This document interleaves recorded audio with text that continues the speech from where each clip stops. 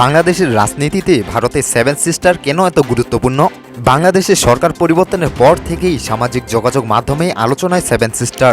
বর্তমান অন্তর্বর্তীকালীন সরকারের প্রধান উপদেষ্টা ডক্টর মোহাম্মদ ইউনূসের একটি বক্তব্যের পর এটি ভাইরাল হয়। ভারতের উত্তর পূর্ব প্রান্তের রহস্য ঘেরা 7টি রাজ্যকে একসাথে বলা হয় সেভেন সিস্টার। ভারত তো বটেই, প্রতিবেশী দেশগুলোতেও এই 7টি রাজ্য প্রতিনিয়ত বিভিন্ন ইস্যুর জন্ম দেয়। সেভেন সিস্টার্সের ইতিহাস গড়তে গেলে আমাদের ফিরে যেতে হবে সেই 1972 সালে।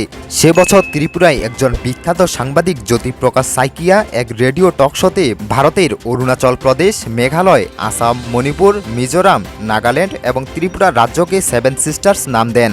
এই 7টি রাজ্যের উপরে তিনি একটি বইও লেখেন যার নাম ল্যান্ড অফ সেভেন সিস্টার্স। মূলত এরপরেই এই নামটি জনপ্রিয়তা অর্জন করে। এই 7 রাজ্যের আয়তন ভারতের মোট আয়তনের প্রায় 7%। এসব রাজ্যগুলো একে অপরের উপর নির্ভরশীল হলেও সংস্কৃতি ও পরিবেশের দিক থেকে তারা স্বতন্ত্র। এই 7টি রাজ্য জাতিগত এবং ধর্মীয় বৈচিত্র্য বিদ্যমান থাকলেও রাজনৈতিক, সামাজিক এবং অর্থনৈতিক ক্ষেত্রে তাদের অনেক মিল রয়েছে। এসব রাজ্যের বেশিরভাগ মানুষই নানা আদিবাসী জাতি এবং উপজাতি সম্প্রদায়ের। সম্প্রতি ভারতের স্বাধীনতা দিবসে মণিপুর রাজ্যে কয়েক হাজার লোক নাগা পতাকা উড়িয়ে স্বাধীন ভূমির পক্ষে সমর্থন দিলে বিষয়টি বিশ্ববাসীর নজরে আসে।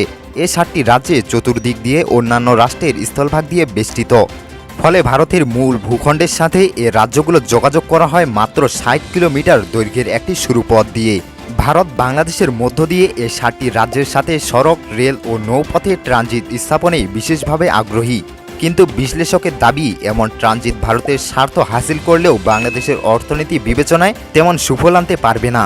সম্প্রতি ডক্টর মোহাম্মদ ইউনূস বলেন, বাংলাদেশকে কেউ অস্থিতিশীল করতে চাইলে চারদিকে অস্থিতিশীলতা ছড়িয়ে পড়বে। প্রতিবেশী মিয়ানমার, ভারতের সেভেন সিস্টার্স, পশ্চিমবঙ্গ সব জায়গাতেই ছড়িয়ে পড়বে অস্থিরতা।